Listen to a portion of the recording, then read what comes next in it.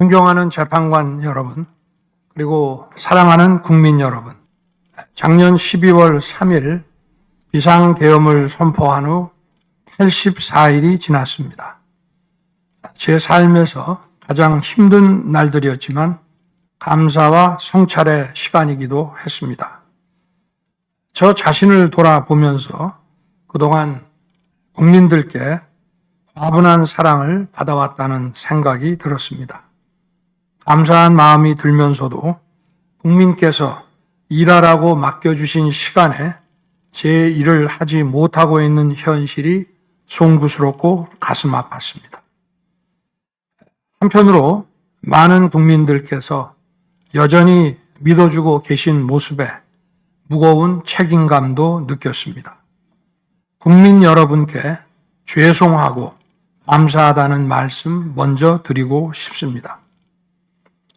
제가 비상계엄을 선포하고 몇 시간 후 해제했을 때 많은 분들께서 이해를 못하셨습니다.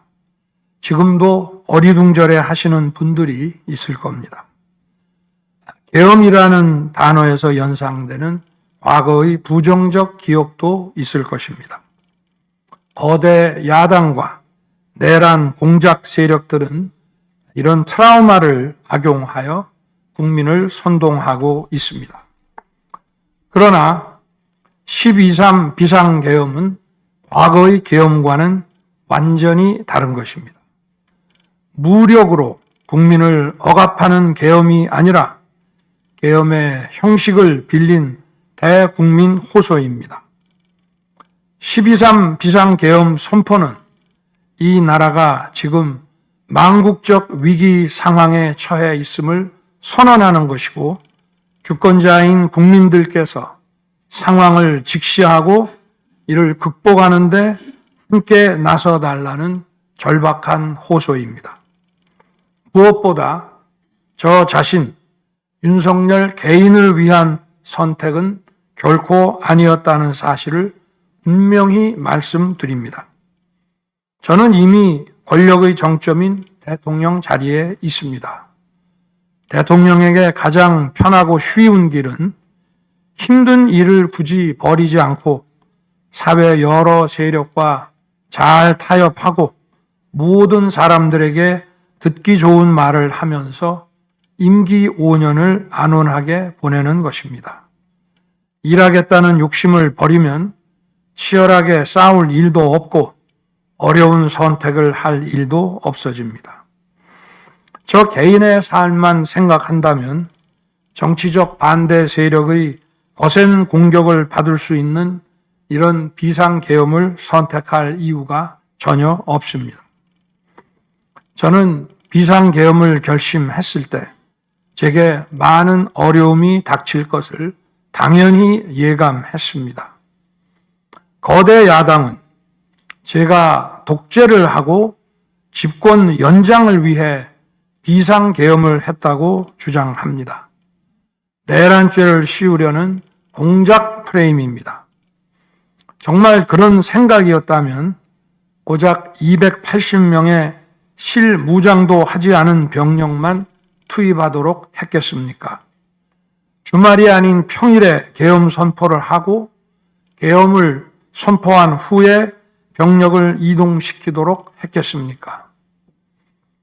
심판정 증거조사에서 드러난 사실에 의하면 그나마 계엄 해제 요구 결의 이전에 국회에 들어간 병력은 106명에 불과하고 본관에 들어간 병력은 15명입니다. 15명이 유리창을 깨고 들어간 이유도 자신들의 근무 위치가 본관인데 입구를 시민들이 막고 있어서 충돌을 피하기 위해 불 꺼진 창문을 찾아 들어간 것입니다. 또한 국회의 해제 요구 결의가 이루어진 이후에 즉시 모든 병력을 철수했습니다. 투입된 군의 병력이 워낙 소수이다 보니 국회 외곽 경비와 질서 유지는 경찰에 요청했습니다. 경찰은 인근 전장년 집회 대응 경력 300명을 국회 외곽에 보냈습니다. 부상당한 군인들은 있었지만 일반 시민들은 단 한 명의 피해도 없었습니다. 처음부터 저는 국방장관에게 이번 비상계엄의 목적이 대국민 호소용임을 분명히 밝혔습니다. 또한 국회의 계엄 해제 요구가 신속히 뒤따를 것이므로 계엄 상태가 오래가지 않을 것이라고 했습니다. 하지만 그런 내용을 사전에 군 지휘관들에게 그대로 알릴 수는 없었습니다. 그래서 최소한의 병력을 실무장하지 않은 상태로 투입함으로써 군의 임무를 경비와 질서 유지로 확실하게 제한한 것입니다. 많은 병력이 무장 상태로 투입되면 아무리 조심하고 자제하라고 해도 군중과 충돌하기 쉽습니다. 그런 일이 발생하지 않도록 원천 차단한 것이고 실제 결과도 예상대로였습니다. 제가 소수의 병력, 비무장, 경험 있는 장병 이 세 가지를 장관에게 명확히 지시한 이유입니다. 그런데도 거대 야당은 이것을 내란이라고 주장하고 있습니다.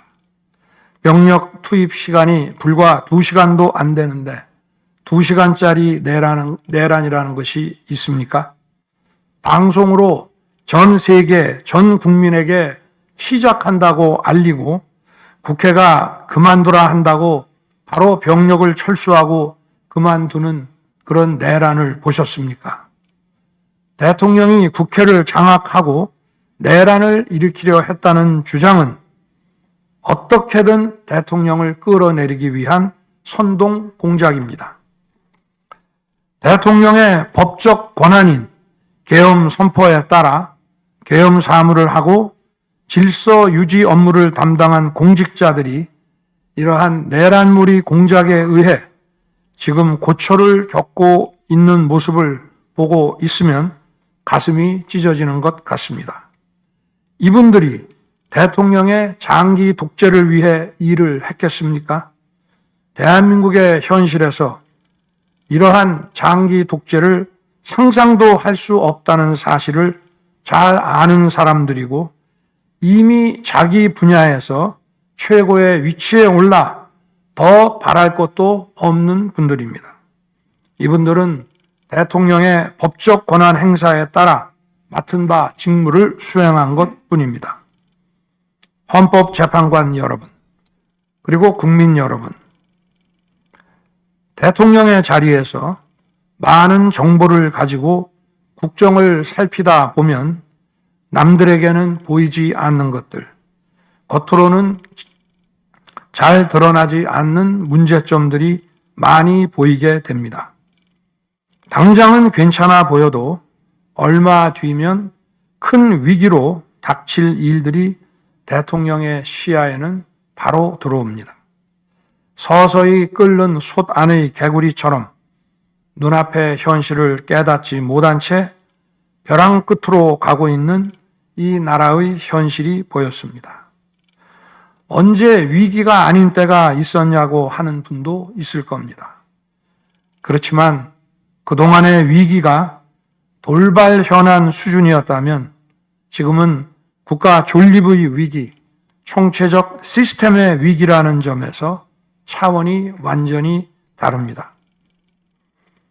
미국 트럼프 대통령은 취임 첫날 국가 비상사태를 선포하고 군을 투입했습니다.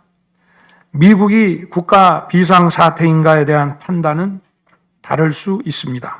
하지만 불법 체류자와 마약 카르텔 등 당면한 위기에 맞서 국민들을 지키기 위한 대통령의 결단임은 분명해 보입니다. 그렇다면 지금 우리나라의 현실은 어떻습니까? 국가 비상사태가 아니라고 단언할 수 있습니까? 북한을 비롯한 외부 주권 침탈 세력들과 우리 사회 내부의 반국가 세력이 연계하여 국가 안보와 계속성을 심각하게 위협하고 있습니다. 이들은 가짜뉴스, 여론 조작, 선전, 선동으로 우리 사회를 갈등과 혼란으로 몰아넣고 있습니다. 당장 2023년 적발된 민주노총 간첩단 사건만 봐도 반국가 세력의 실체를 쉽게 확인할 수 있습니다. 이들은 북한 공작원과 접선하여 직접 지령을 받고 군사시설 정보 등을 북한에 넘겼습니다.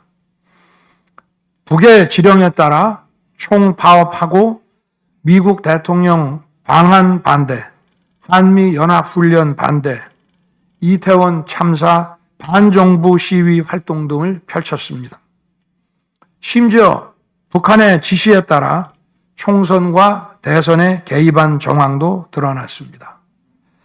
지난 대선 직후에는 대통령 탄핵의 불씨를 지필하면서 구체적인 행동 지령까지 내려왔습니다. 실제로 대통령 당선인이 취임하기도 전인 2022년 3월 26일 윤석열 선제 탄핵 집회가 열렸고, 그때부터 2024년 12월 초까지 무려 178회의 대통령 퇴진 탄핵 집회가 열렸습니다. 이 집회에는 민노총 산하 건설노조, 언론노조 등이 참여했고 거대 야당 의원들도 발언대에 올랐습니다. 결국 북한의 지령대로 된 것 아닙니까? 요즘 세상에 간첩이 어디 있냐고 말하는 분들도 있습니다.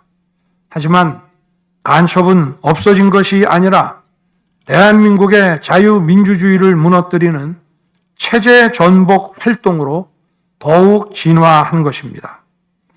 그런데 이러한 간첩 활동을 막는 우리 사회의 방어막은 오히려 약해지고 곳곳에 구멍이 난 상태입니다.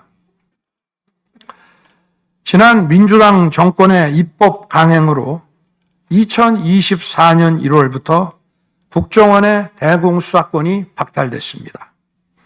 간첩단 사건은 노하우가 축적된 기관에서 장기간 치밀하게 수사를 해야 합니다.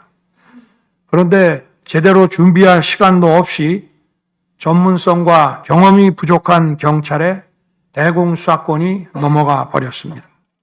간첩이 활개치는 환경이 만들어진 것입니다. 게다가 애써 잡아도 재판이 장기간 방치되는 상황까지 발생하고 있습니다. 현재 재판이 진행 중인 간첩 사건이 민노총 간첩단, 창원 간첩단, 청주 간첩단, 제주 간첩단 등 4건이나 됩니다. 그런데 청주 간첩단 사건은 1심 판결까지 29개월이 넘게 걸렸고, 민노총 간첩단 사건도 1심 판결에 1년 6개월이 걸렸습니다. 이들은 구속기간 만료 후 석방되어 1심 판결로 법정 구속이 될 때까지 버젓이 활보하고 다녔습니다. 현재 창원 간첩단 사건은 2년 가까이 재판이 중단되어 있고, 제주 간첩단 사건도 1년 10개월째 재판이 파행 중입니다. 모두 석방된 상태입니다.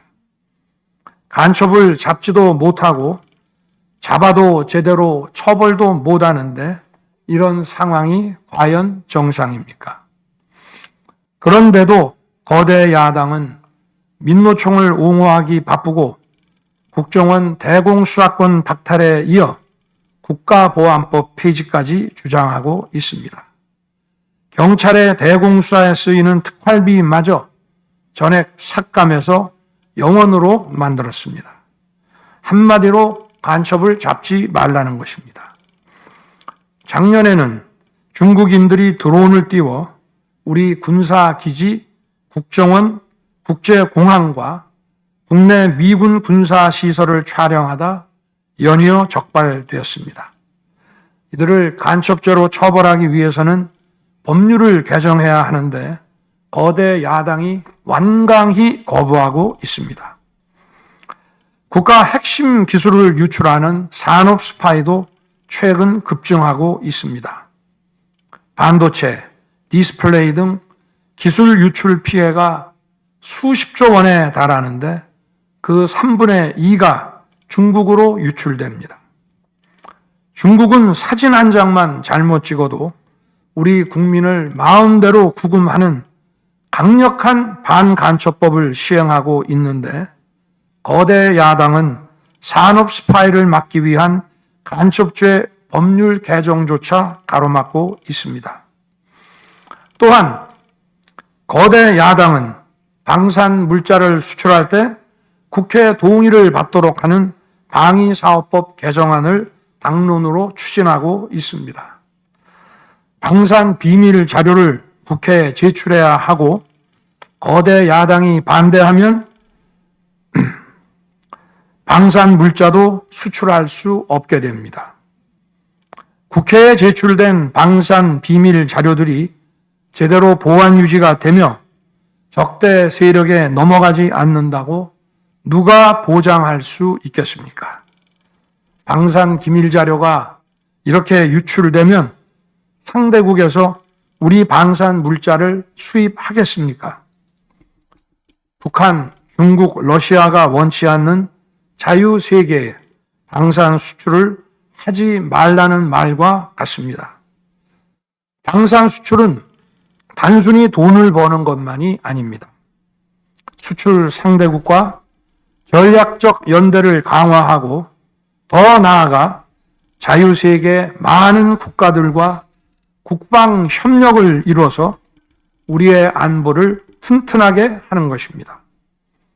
이러한 방산 수출을 권장하기는커녕 이렇게 방해하는 것이 결국 누구에게 도움되는 것입니까?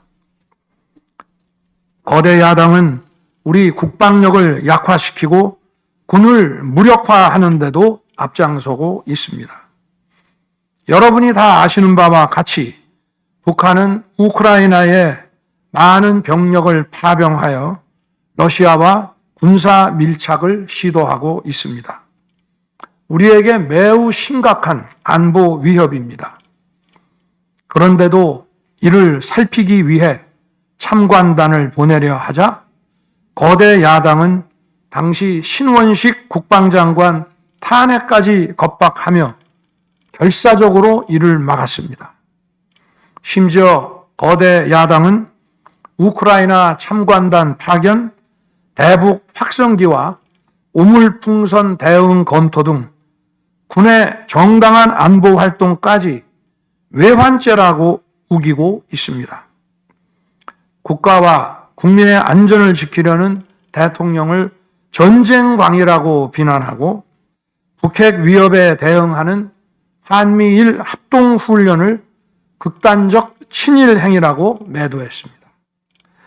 1차 대통령 탄핵 소추안에는 북중러를 적대시하는 것이 탄핵 사유라고 명기했습니다. 190석에 달하는 무소불위의 거대 야당이 우리나라와 우리 국민 편이 아니라 북중러의 편에 서 있는 것입니다. 이러한 상황이 국가 위기 상황이 아니면 뭐란 말입니까? 이뿐이 아닙니다. 거대 야당은 핵심 국방 예산을 삭감하여 우리 군을 무력화하려 하고 있습니다. 거대 야당은 전체 예산 가운데 겨우 0.65%만 깎았을 뿐이라고 주장합니다. 그러나 그 0.65%가 어디냐가 중요한 것입니다. 마치 사람의 두 눈을 빼놓고 몸 전체에서 겨우 눈알 2개 뺐다고 말하는 것과 같은 얘기입니다.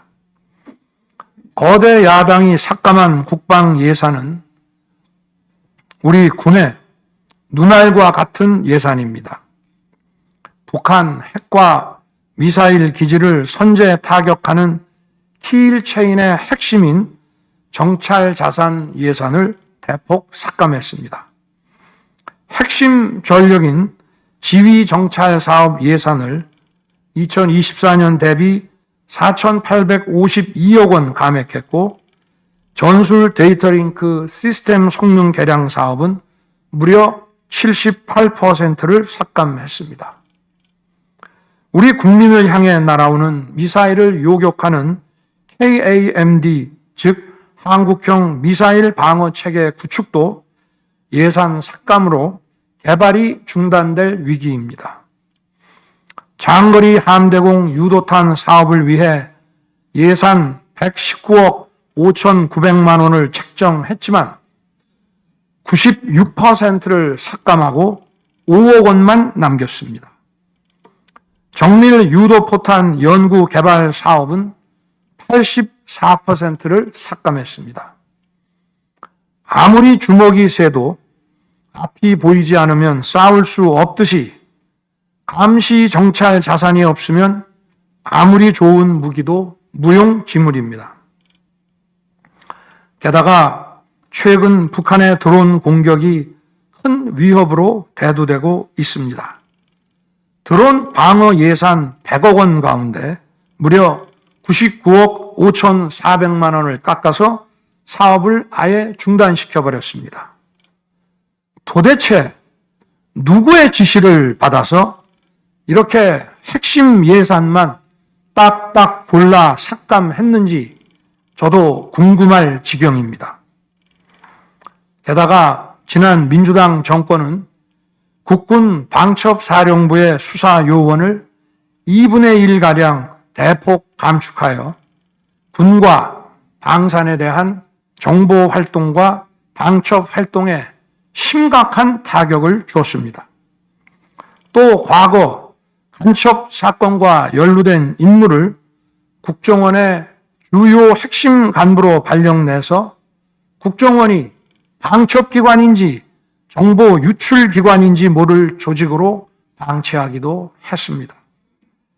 지난 정부 시절 이런 일을 주도한 인물들이 여전히 거대 야당의 핵심 세력으로서 우리의 안보를 흔들고 있습니다.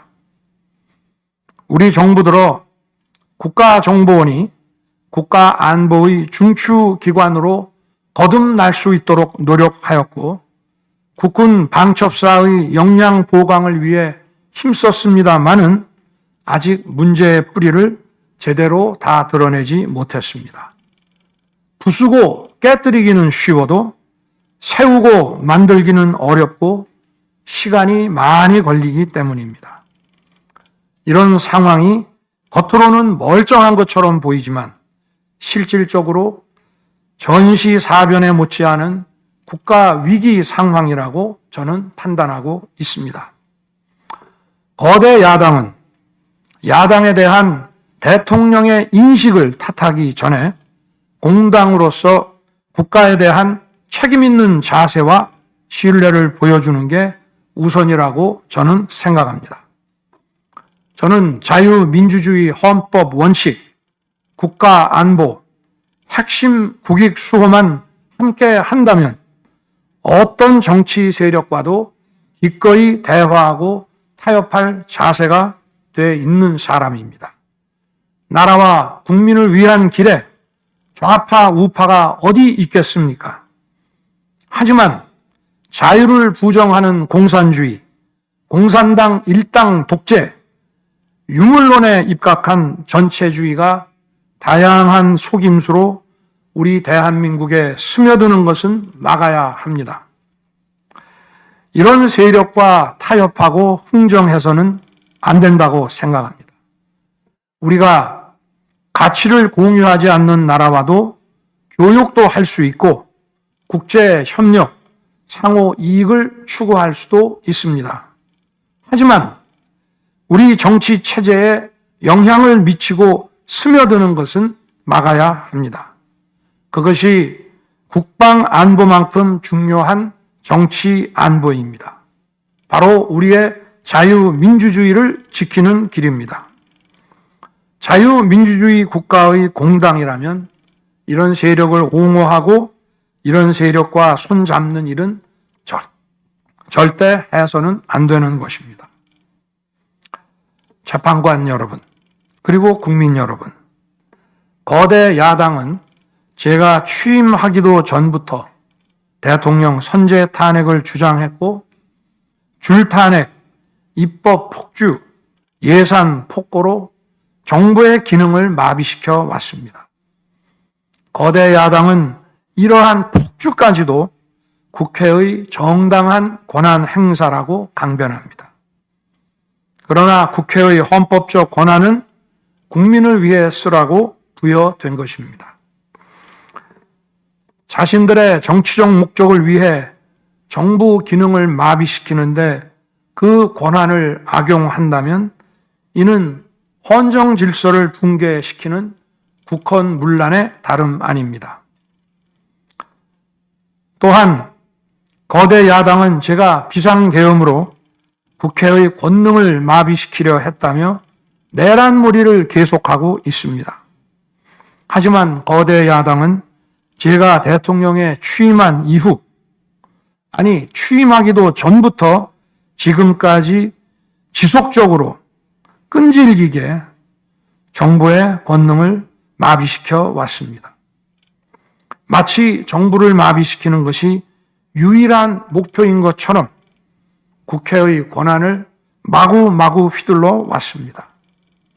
국회의원과 직원들의 출입도 막지 않았고 국회 의결도 전혀 방해받지 않은 2시간 반짜리 비상계엄과 정부 출범 이후 2년 반 동안 줄탄핵, 입법 예산 폭거로 정부를 마비시켜온 거대 야당 가운데 어느 쪽이 상대의 권능을 마비시키고 침해한 것입니까?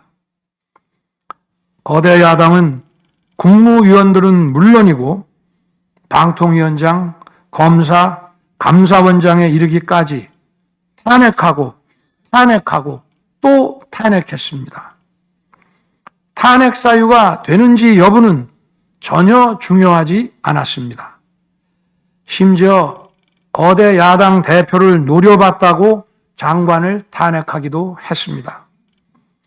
일단 탄핵해서 직무를 정지시켜 놓고 정작 헌재 탄핵 심판에서는 탄핵 사유를 마음대로 변경하는 황당한 일도 반복해 왔습니다. 얼마 전 중앙지검장 등 검사들에 대한 탄핵 심판을 재판관 여러분께서 직접 진행하시지 않았습니까?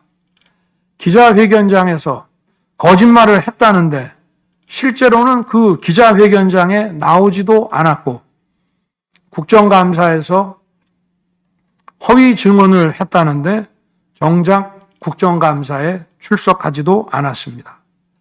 기본적인 탄핵 사유조차 틀렸는데도 일단 직무부터 정지시키고 보는 것입니다. 이것이 과연 정상적인 일입니까?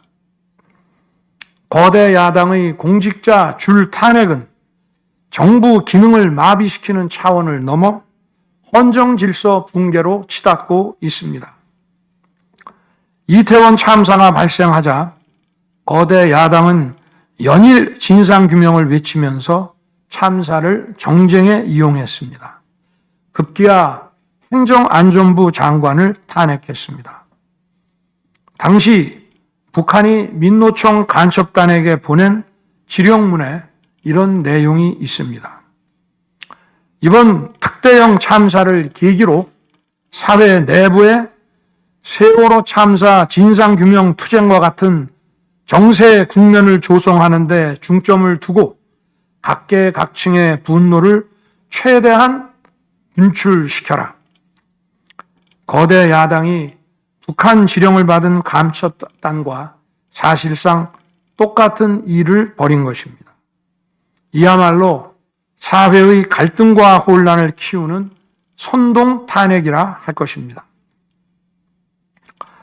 거대 야당은 자신들의 당대표를 수사하는 검사들도 줄줄이 탄핵하고 서울중앙지검장까지 탄핵했습니다.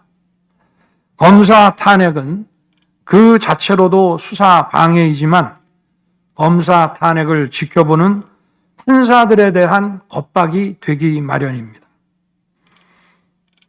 야당 대표에 대한 검찰 수사를 막고 야당 대표의 범죄를 심판할 판사들까지 압박하기 위한 방탄 탄핵인 것입니다.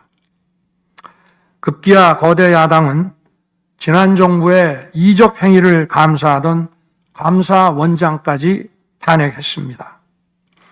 거대 야당은 감사원장 탄핵 소추안에 사드 정식 배치 고의 지연 의혹 감사를 탄핵 사유로 포함시켰습니다.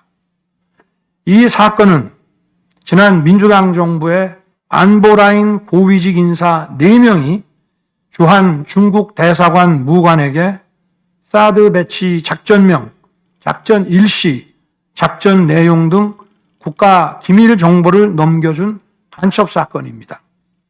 감사원은 이를 적발하고 검찰에 수사 의뢰하는 등 감사 조치를 진행하였는데 이것이 탄핵 사유라는 것입니다. 자신들의 간첩 행위를 무마하기 위한 이적 탄핵이 아닐 수 없습니다. 헌법기관인 감사원장에 대한 무차별 탄핵은 그 자체로도 심각한 헌법 파괴 행위이지만 이적 행위까지 탄핵으로 덮는 것을 보며 이야말로 자유민주주의를 무너뜨리는 망국적 위기 상황이라고 판단한 것입니다. 또 한편 정부 각 부처들은 국민의 세금으로 엄청난 규모의 예산을 사용 집행하고 있습니다. 수많은 산하 기관도 거느리고 있습니다. 그런데 이런 부처의 수장들을 탄핵 소추로 직무정지시켜 그 부처의 기능을 마비시키거나 심각하게 저해한다면 기회 비용과 재정적 측면에서도 국가와 국민에 얼마나 막대한 경제적 피해를 입히는 것이 되겠습니까? 거대 야당은 공직자를 무차별 탄핵 소추하고 소추인단 변호사 비용도 국민 세금으로 사용하고 있습니다. 그렇지만 억울하게 탄핵 소추된 공직자들은 직무가 정지된 상황에서 자기 개인 자금으로 변호사 비용까지 조달해야 합니다. 정부 공직자들은 거대 야당의 이러한 폭거에 한없이 위축될 수밖에 없습니다. 이처럼 거대 야당은 선동 탄핵, 방탄 탄핵, 이적 탄핵으로 대한민국을 무너뜨리고 있습니다.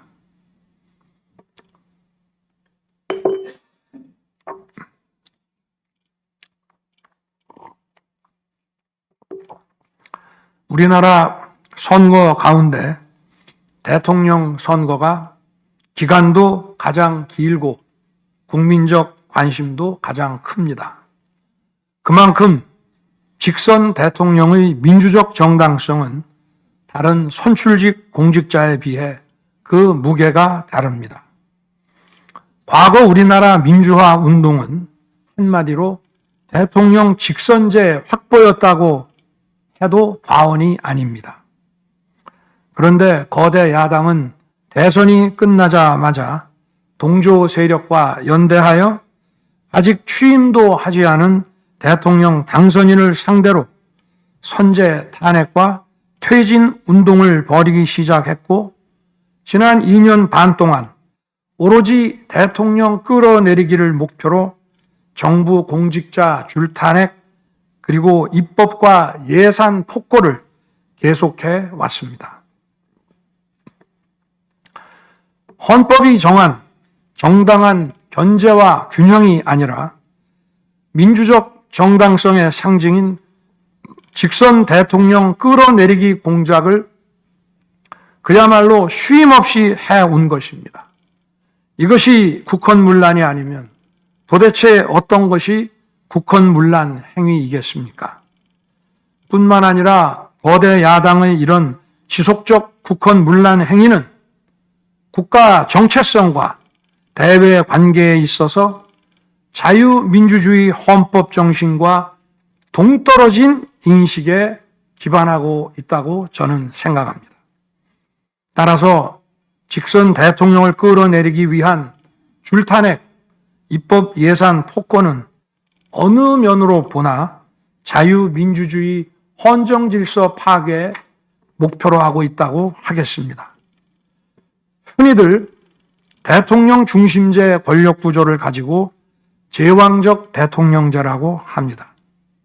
그러나 지금 우리나라는 제왕적 대통령이 아니라 제왕적 거대 야당의 시대입니다. 그리고 제왕적 거대 야당의 폭주가, 그 독재가 대한민국의 존립 위기를 불러오고 있습니다. 계엄 이후 벌어진 일들만 보아도 모두 잘 알 수 있지 않겠습니까? 제가 정말 제왕적 대통령이라면 공수처, 경찰, 검찰이 앞다퉈서 저를 수사하겠다고 나서고 내란죄 수사권도 없는 공수처가 영장 쇼핑, 공문서 위조까지 해가면서 저를 체포할 수 있겠습니까? 저 역시도 수사 업무에 26년간 종사한 사람이지만 이렇게 여러 수사기관들이 무차별적으로 한 사건에 달려드는 꼴은 본 적이 없습니다. 비상계엄에 투입된 군 병력이 총 570명에 불과한데 불법적으로 대통령 한 사람 체포하겠다고 대통령 관저에 3, 4천 명이 넘는 경찰력을 동원했습니다. 대통령과 거대 야당 가운데 어느 쪽이 제왕적 권력을 휘두르며 이 나라의 헌정 질서를 무너뜨리고 있습니까? 제가 비상계엄을 결단한 이유는 이 나라의 절체절명의 위기를 더 이상 방치할 수 없다는 절박함 그것이었습니다. 저는 주권자인 국민들께 이러한 거대 야당의 반국가적 폐악을 알리고 국민들께서 매서운 감시와 비판으로 이를 제발 멈춰달라고 호소하고자 했습니다. 국정마비와 자유민주주의 붕괴를 막고 국가 기능을 정상화하기 위해 절박한 심정으로 계엄을 선포한 것입니다. 12.3 비상계엄의 선포는 국가가 위기 상황과 비상사태에 처해 있음을 선언한 것입니다. 국민을 억압하고 기본권을 제한하려는 것이 아니라 주권자인 국민께서 비상사태 극복에 직접 나주십사 하는 간절한 호소입니다. 그런데 거대 야당은 제가 국회의 요구에 따라 계엄을 해제한 그날부터 탄핵 시동을 걸었습니다. 하지만 비상계엄은 범죄가 아니고 국가 위기를 극복하기 위한 대통령의 합법적 권한 행사입니다. 저는 긴급 국무회의를 거쳐 방송을 통해 비상계엄을 선포했고 그 과정에서 거대 야당의 국회 독재가 망국적 위기를 초래하였다고 했기 때문에 많은 사람들이 국회로 몰려들 것이었고 계엄 상황에서 질서 유지를 위해 국회에 최소한의 병력을 투입했으며 국회가 해제 요구 결의를 하자 즉각 병력을 철수하고 국무회의를 소집해서 계엄을 해제했습니다. 다 알고 계시다시피 2023년 중앙선관위를 포함한 국가기관들이 북한에 의해 심각한 해킹을 당했습니다. 중앙선관위는 이 같은 사실을 국가정보원으로부터 통보받고도 다른 국가기관과 달리 점검에 제대로 응하지 않았습니다. 나중에 채용비리 사건 때문에 울며 겨자 먹기로 응한 일부 소극적 점검 결과 심각한 보안 문제가 드러났기 때문에 중앙선관위 전산 시스템 스크린 차원에서 소규모의 병력을 보낸 것입니다. 선거의 공정과 직결되는 중앙선관위의 전산 시스템 보안 문제는 우리 자유민주주의 체제의 핵심 공공재이자 공공자산을 지키는 일입니다. 더구나 그동안의 선거 소송에서 드러난 다량의 가짜 부정투표 용지, 그리고 투표 결과가 도저히 납득하기 어렵다는 통계학과 수리과학적 논거 등에 비추어 중앙선관위의 전산 시스템에 대한 투명한 점검 필요성이 꾸준히 제기되어 왔습니다. 이런 조치들의 어떤 부분이 내란이고 범죄라는 것인지 도대체 이해할 수가 없습니다.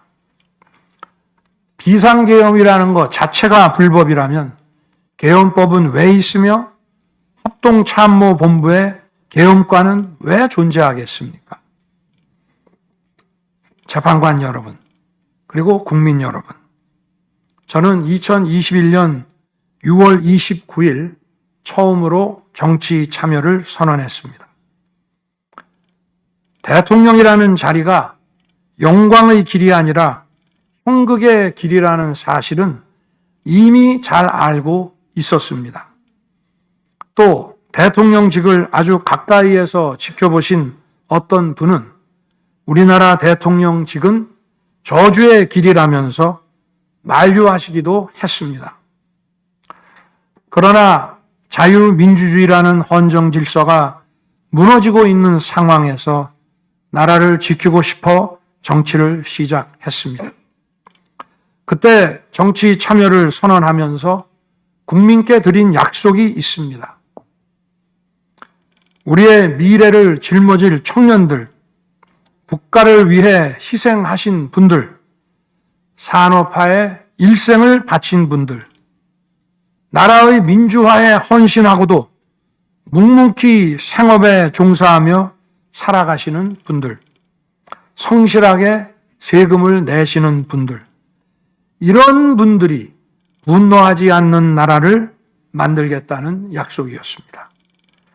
그리고 청년들이 마음껏 뛰는 역동적인 나라, 창의와 자유가 넘치는 혁신의 나라, 약자가 기죽지 않은 따뜻한 나라, 국제사회와 가치를 공유하고 책임을 다하는 나라를 만들겠다고 국민께 약속드렸습니다. 거대 의석과 이권 카르텔이 나라의 주인 노릇을 하는데 맞서 국민들에게 빼앗긴 주권을 되찾아 드리겠다고 약속했습니다. 그날 이후 지금까지 단 한순간도 이 약속을 잊은 적이 없습니다. 국민의 선택을 받아 대통령이 된 후 이 약속을 지키기 위해 쉼없이 노력하고 또 노력했습니다. 무엇 하나 쉬운 일이 없었습니다. 글로벌 복합 위기로 인한 대외 환경의 어려움이 계속됐습니다. 지난 민주당 정부의 잘못된 소주성 정책과 부동산 정책은 우리 경제와 민생의 문제를 풀어가는데 계속 발목을 잡았습니다. 하지만 어떤 문제라도 노력하면 풀어낼 수 있다고 믿었고 실제로 우리 기업, 우리 국민과 함께 뛰면서 하나하나 문제를 해결할 수 있었습니다. 기쁘고 보람 있는 일도 많았고 부족하고 아쉬운 일도 있었습니다.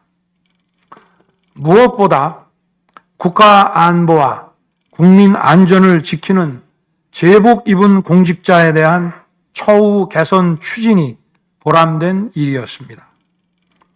지난 민주당 정권은 반일 선동에만 열을 올렸지만 우리 정부에서는 1인당 GDP가 일본을 앞질렀고 우리 인구의 2배 반이 넘는 경제 강국 일본과 수출액 차이가 작년에는 불과 수십억 불 규모로 좁혀졌습니다. 20년 전에 비해 100분의 1, 지난 민주당 정부에 비해 수십분의 1로 줄어든 것입니다. 또 작년에 30번이나 열었던 전국 순회 민생 토론의 기억이 많이 납니다. 국민의 어려움을 직접 듣고 많은 일을 현장에서 해결해 드리면서 국민과 같이 웃기도 했고 같이 울기도 했습니다.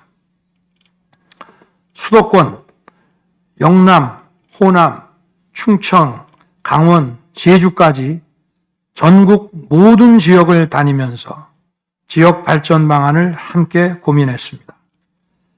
우리 국민들께서 전국 어디에 사시든 공정한 기회를 누리며 행복하게 살 수 있도록 만들어서 진정한 국민 통합을 이루고 싶었습니다. 다시 그렇게 일할 기회가 있을까 마음이 아립니다. 1박 4일의 살인적 일정으로 미국에 가서 한미일 캠프 데이비드 선언을 발표했을 때는 보람이 컸고 정말 마음이 든든했습니다. 방산 수출에 물꼬를 트고 팀 코리아가 체코 원전 건설 사업의 우선 협상 대상자로 선정됐을 때에는 어린아이 같이 기뻤습니다. 아쉬웠던 순간도 떠오릅니다. 기업과 국민들에게 꼭 필요한 법안들은 하염없이 뒤로 밀어놓고 거부권을 행사할 수밖에 없는 위헌적 법안, 핵심 국익에 반하는 법안들이 야당 단독으로 국회에서 일사천리 통과될 때에는 답답했습니다. 국방, 치안, 민생을 위해 꼭 필요한 아킬레스건 예산들이 삭감됐을 때에는 막막했습니다. 지금 저는 잠시 멈춰서 있지만 많은 국민들, 특히 우리 청년들이 지금 대한민국이 처한 상황을 직시하고 스스로 주권을 되찾고 나라를 지키기 위해 나서고 있습니다. 비상계엄의 목적이 망국적 위기 상황을 알리고 헌법 제정 권력인 주권자들께서 나서 주시기를 호소하는 것이었는데 이것만으로도 비상계엄의 목적이 상당 부분 이루어졌다고 생각하게 됩니다. 저의 진심을 이해해 주시는 우리 국민과 청년들에게 진심으로 감사 말씀을 드리고 싶습니다. 제가 직무에 복귀하게 되면 나중에 또다시 계엄을 선포할 것이라는 터무니없는 얘기도 있습니다. 계엄의 형식을 빌린 대국민 호소로 이미 많은 국민과 청년들께서 나라의 상황을 직시하고 나라 지키기에 나서고 계신데 그런 일을 또 할 이유가 있겠습니까? 결코 그런 일은 없을 것입니다.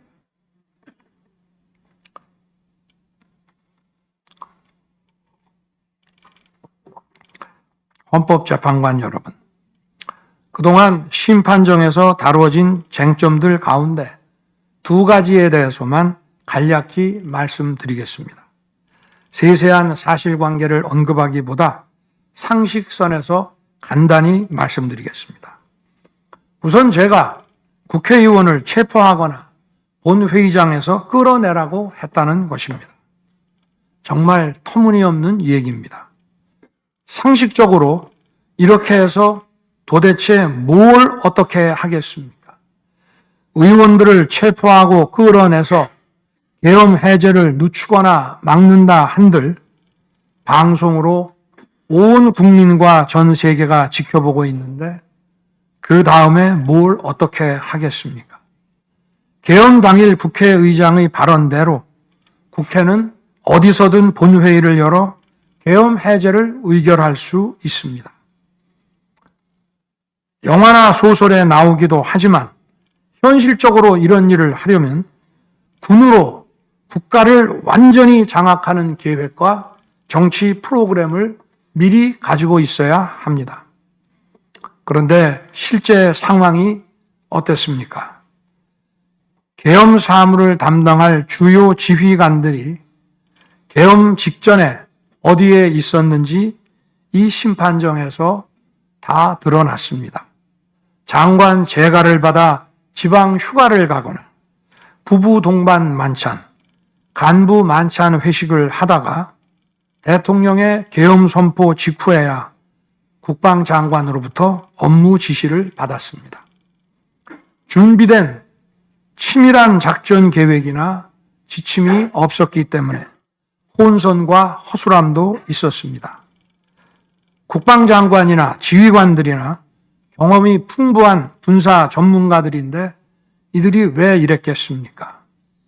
12.3 계엄 선포는 계엄의 형식을 빌린 대국민 호소이고 과거 계엄과는 다른 것이었기 때문입니다.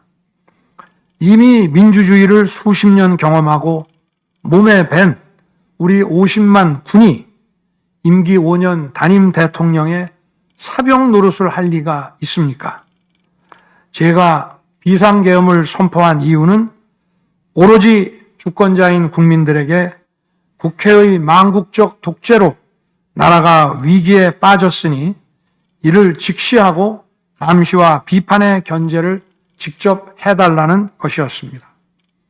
공화국의 대의제 위기에 헌법 제정 권력인 주권자가 직접 나서야 한다는 호소였습니다.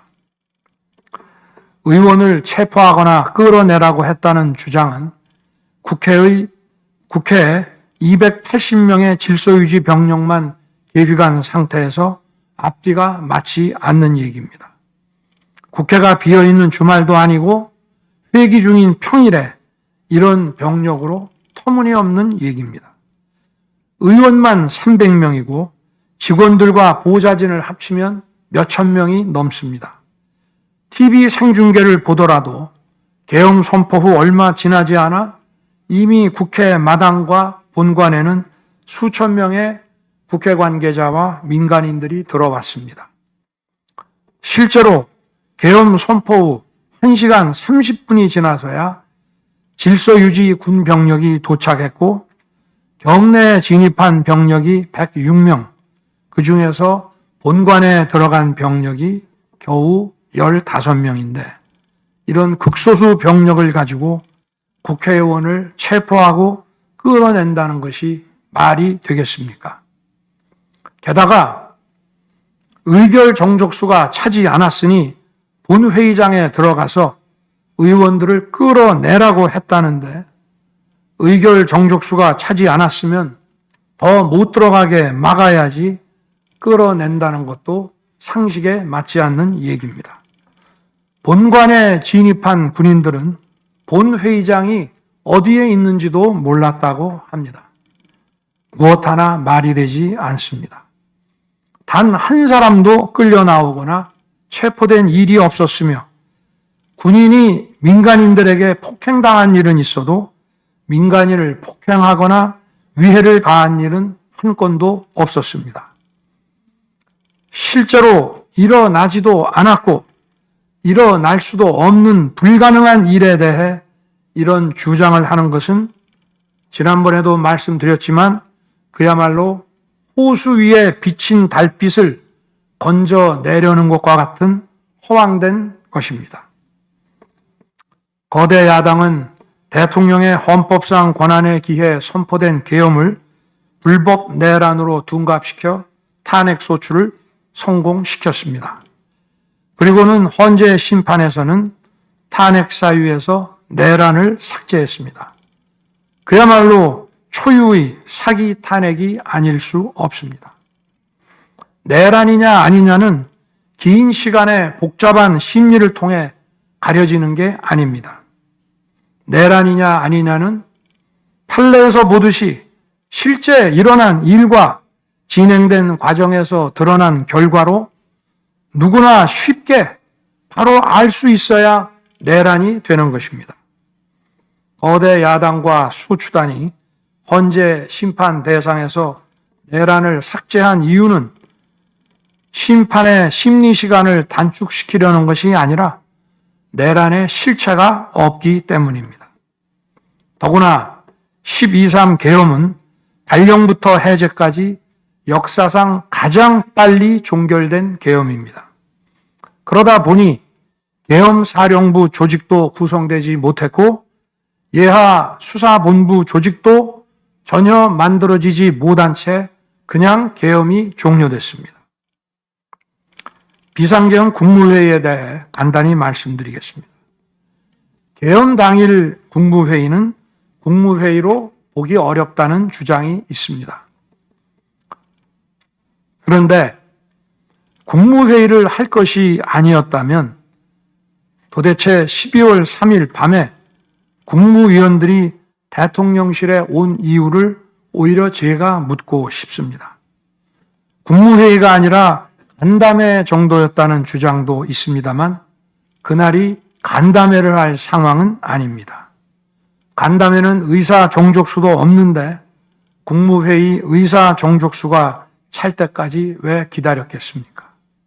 당일 저녁 8시 반부터 국무위원들이 차례로 오기 시작했고 저는 비상계엄에 대해 설명하고 국방장관은 계엄의 개요가 기재된 비상계엄 선포문을 나눠줬습니다.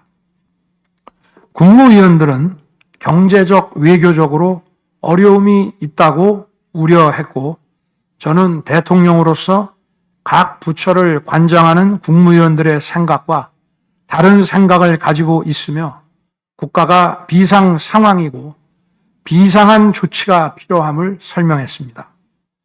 그리고 각 부처 장관의 우려사항, 예를 들어 경제부총리의 금융시장 혼란 우려와 외교장관의 우방국 관계 우려는 제가 걱정하지 말라고 했습니다.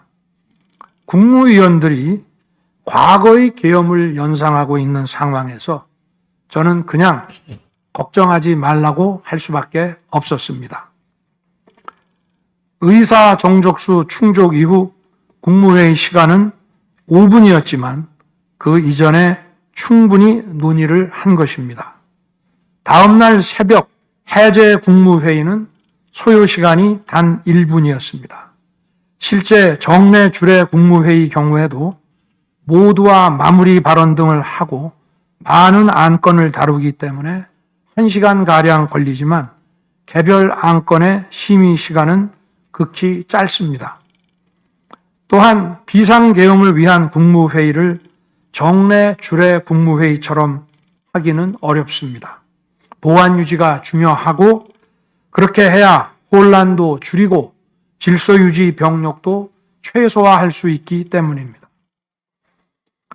이상민 전 행안부 장관은 지난 심판정에서 그동안 국무회의를 100여 차례 참석했지만 이번 국무회의처럼 실질적으로 열띤 토론이나 의사 전달이 있었던 것은 처음이라고 했습니다. 국무회의 배석을 위해 비서실장과 안보실장도 통상처럼 대통령실로 나오도록 했고 국가 안보의 문제이기도 해서 국정원장도 참석시켰습니다. 1993년 8월 13일 김영삼 대통령께서 긴급 재정경제명령으로 금융실명제를 발표했을 때도 국무위원들은 소집 직전까지 발표한다는 사실 자체를 몰랐고 국무회의록도 사후에 작성됐습니다. 그때 상황은 이인재 당시 노동부 장관께서 이미 공개적으로 설명한 바 있습니다. 그러나 아무도 이를 두고 국무회의가 없었다고 하지 않았고 당시 헌법재판소는 긴급명령 발동을 모두 합헌이라고 결정했습니다. 그 밖에 여러 쟁점들에 대해서는 변호인단의 변론으로 가름하겠습니다. 재판관 여러분, 그리고 국민 여러분, 저는 언젠가 해야 하고 누군가 해야 하는 일이라면 지금 제가 하겠다는 마음으로 대통령직을 수행해 왔습니다. 그래서 임기 전반부 동안 역대 정부들이 표를 잃을까봐 하지 못했던 교육, 노동, 연금의 3대 개혁을 중심으로 국정개혁 과제를 과감하게 추진했습니다. 30년 동안 지지부진했던 유보 통합의 첫걸음을 떼었고 늘봄 학교와 융복합 고등교육 그리고 지역산업과의 연계 강화를 위한 과감한 권한 이전 등 교육개혁의 기틀을 마련했습니다. 노사 법치의 틀을 새롭게 세우고 4차 산업혁명 시대에 적응하기 위한 노동 유연화와 노동 보호의 개혁 물꼬도 텄습니다. 국가적 난제였던 연금 개혁도 역대 정부 최초로 방대한 수리 분석과 신층 여론조사를 진행하였고 수용성이 높은 방안을 만들어 국회에 제출했습니다. 대통령 임기 초반에는 국민과 유권자에게 선거 때 약속한 공약과 국정과제의 실천, 또 민생에 영향이 큰 사회개혁의 추진이 우선이기 때문에 이러한 스케줄에 맞춰 일해 온 것입니다.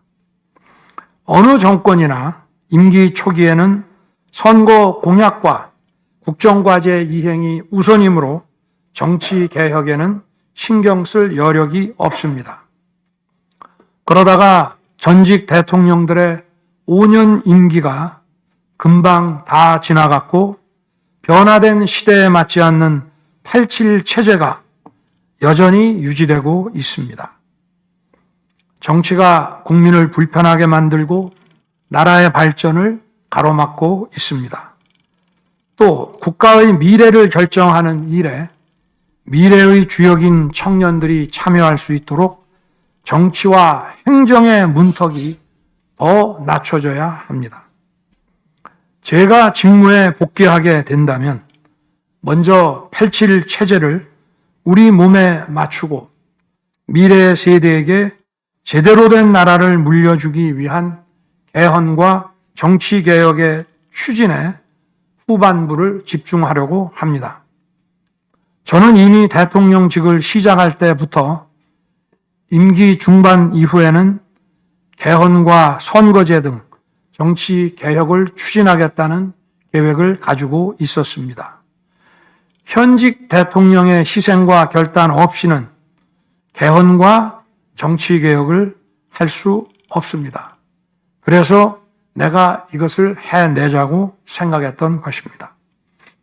저는 여러 전직 대통령들이 후보 시절 공약하고도 이행하지 못한 청와대 국민 반환도 당선 직후 즉시 추진하고 이행한 바 있습니다.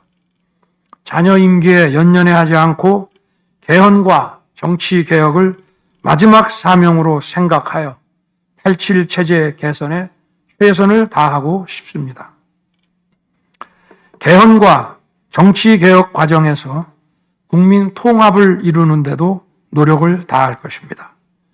결국 국민 통합은 헌법과 헌법 가치를 통해 이루어지는 만큼 개헌과 정치개혁이 올바르게 추진된다면 그 과정에서 갈라지고 분열된 국민들이 통합될 것이라고 믿습니다.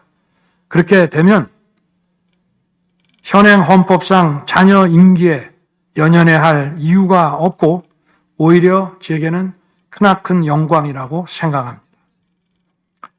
그리고 국정 업무에 대해서는 급변하는 국제 정세와 글로벌 복합 위기 상황을 감안하여 대통령은 대외 관계에 치중하고 국내 문제는 총리에게 대폭 위임할 생각입니다. 우리 경제는 다른 어느 나라보다 대외 의존도가 높습니다. 특히 미 트럼프 행정부 출범 이후 국제 질서의 급변과 글로벌 경제 안보의 불확실성에 크게 영향을 받을 수밖에 없습니다.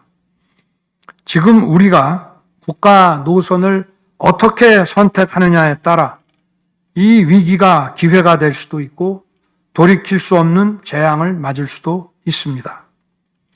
글로벌 중추 외교 기조로 역대 가장 강력한 한미 동맹을 구축하고 한미일 협력을 이끌어낸 경험으로 대외 관계에서 국익을 지키는 일에 매진하고 싶습니다.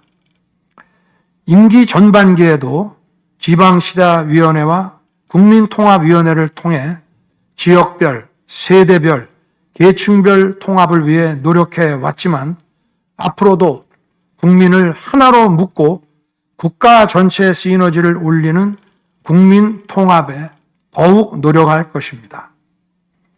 존경하는 헌법재판관 여러분, 먼저 촉박한 일정의 탄핵 심판이었지만 충실한 심리에 애써주신 재판관님들께 깊이 감사드립니다. 이번 심리는 내란 탄핵으로 소추한 후 심판 대상에서 내란을 삭제한 소추단 측이 제시한 쟁점 위주로 이루어지게 됐습니다. 그러다 보니 제가 12.3 비상계엄을 선포한 이유와 그 불가피성에 대해서는 충분히 설명드릴 기회가 부족했다고 생각합니다. 서면으로 성실하게 관련 자료를 제출하였으니 대통령으로서 고뇌의 결단을 한 이유를 깊이 생각해 주시기 바랍니다. 또 많은 국가 기밀 정보를 다루는 대통령으로서 재판관님들께 모두 설명드릴 수 없는 부분에까지 재판관님들의 지혜와 해안이 미칠 것이라 믿습니다. 다시 한번 재판관님들의 노고에 감사드립니다. 그리고 사랑하는 대한민국 국민 여러분, 국가와 국민을 위한 계엄이었지만 그 과정에서 소중한 국민 여러분께 혼란과 불편을 끼쳐드린 점 진심으로 죄송스럽게 생각합니다. 저의 구속 과정에서 벌어진 일들로 어려운 상황에 처한 청년들도 있습니다. 옳고 그름에 앞서서 너무나 마음이 아프고 미안합니다. 정말 미안한 생각을 가지고 있습니다. 저는 대통령에 출마할 때 나라를 위해 목숨을 바치겠다고 결심했습니다. 지난 12.3 계엄과 탄핵소추 이후 엄동설안에 저를 지키겠다고 거리로 나선 국민들을 보았습니다. 저를 비판하고 질책하는 국민들의 목소리도 들었습니다. 서로 다른 주장을 하고 있지만 모두 대한민국을 사랑하는 마음이라고 생각합니다. 부족한 저를 지금까지 믿어주시고 응원을 보내주고 계신 국민 여러분께 진심으로 감사드립니다. 저의 잘못을 꾸짖는 국민의 질책도 가슴에 깊이 새기겠습니다. 그리고 이 모든 과정이 새로운 대한민국으로 도약하는 디딤돌이 될 수 있도록 최선을 다하겠습니다. 감사합니다.